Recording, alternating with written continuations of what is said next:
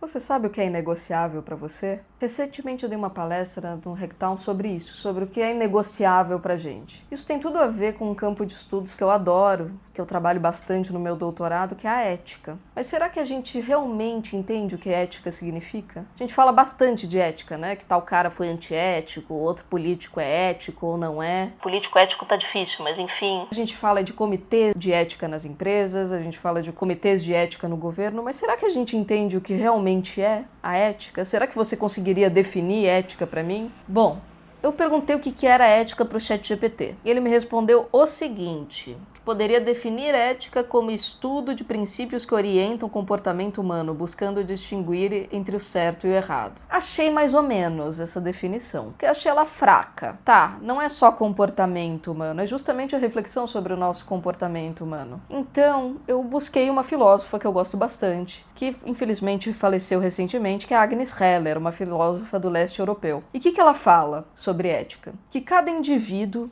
é autor de suas próprias ações, e a ética surge da reflexão sobre essas ações, sobre suas consequências. Consequências essas para mim e para o outro, para todos que estejam ao meu alcance. Então ela diz que basicamente pensar a ética é pensar como eu me relaciono com, ou seja, como eu me relaciono com o que é diferente de mim também. Então como eu me relaciono com o meu trabalho, com a minha família, com o meu líder, com os meus liderados, com os meus pets, com o meio ambiente, como eu me relaciono com, de maneira que os frutos dessa relação sejam bons para todo mundo. Nem sempre isso é fácil, é um equilíbrio tênue, né? E essa abordagem em que a gente se responsabiliza, porque isso, ética é uma tomada de responsabilidade pelas suas ações, vai contra uma certa tendência nossa em terceirizar a responsabilidade das coisas. Vocês já ouviram falar em banalidade do mal? Banalidade do mal é um conceito da Hannah Arendt, que foi uma baita filósofa também, da Alemanha, que morou na França e depois nos Estados Unidos. E nos Estados Unidos, ela foi convidada a cobrir um dos maiores julgamentos da história, que é o julgamento do Eichmann, que foi um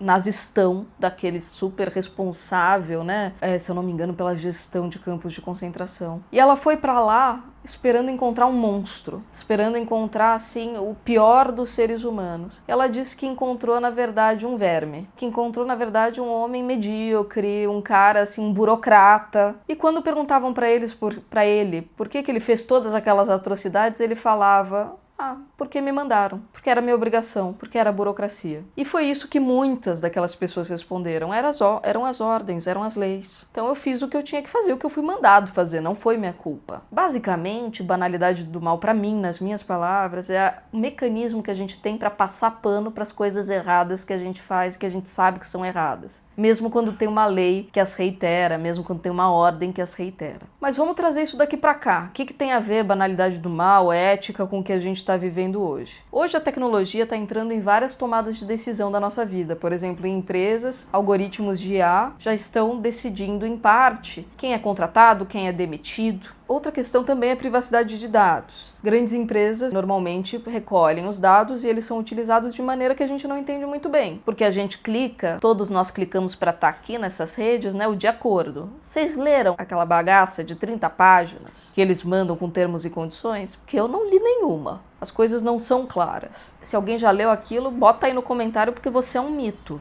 E recentemente aconteceu um caso que chocou muita gente. Um cara tá tentando processar os parques da Disney porque a esposa dele, que era alérgica, comeu uma comida lá nos parques e faleceu. Sendo que tanto ela quanto ele haviam avisado o restaurante várias vezes que ela tinha uma alergia forte a alguns dos ingredientes e o restaurante falou que ia tomar o dobro de cuidado possível. No entanto, na autópsia viram que na verdade tinham os tais ingredientes, né? Não tinha jeito, né? O restaurante foi culpado pela morte daquela mulher, a princípio. Mas ele não tá podendo nem processar a Disney, por quê? Por causa do de acordo que ele colocou quando ele assinou a Disney Plus, que diz que lá ele nega os direitos, né, de processar a empresa. O que você acha disso? Será que isso é uma atitude ética? Será que isso é o melhor pra gente, pro que a gente quer construir? Isso tem muito a ver com o que a gente chama, né, na área que eu estudo, de solucionismo tecnológico. É a crença de que a tecnologia por si só vai resolver todos os problemas da humanidade. Vocês lembram quando chegou o Uber e que o Uber ia resolver todo o problema do desemprego no Brasil? E hoje a gente tem